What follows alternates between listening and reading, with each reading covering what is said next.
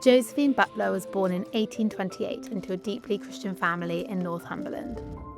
Her father, John Gray, was a committed abolitionist and reformer.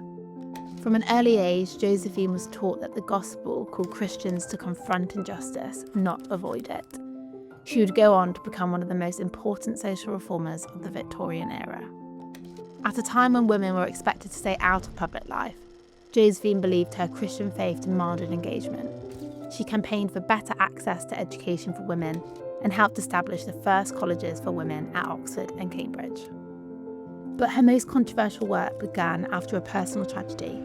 In 1864, her 6-year-old daughter, Eva, died in a tragic accident. Grief propelled Josephine into a deeper connection with others who were suffering, particularly women trapped in prostitution. During the 19th century, thousands of women in Britain, often young and desperately poor, were pushed into sex work. In response, the government introduced the Contagious Diseases Acts. These laws allowed police to detain any woman suspected of prostitution, force her to undergo invasive medical examinations, and imprison her if she refused. The acts did not apply to men. Josephine Butler led the campaign to repeal the acts. She travelled across Britain, speaking in public meetings, many of which had never before welcomed a female speaker. She faced ridicule, personal attacks, and public abuse, but she kept going. What sustained her was her faith.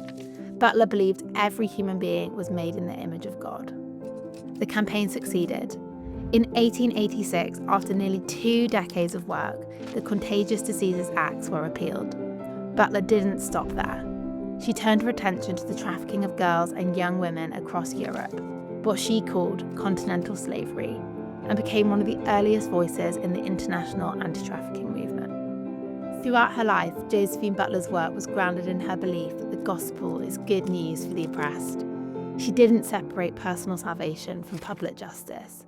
For her, following Jesus meant challenging structures of power that degraded the vulnerable. She died in 1906, but her legacy lives on in modern campaigns for gender equality, in laws that protect the exploited, and in the example she set for Christians who believe faith should lead to action.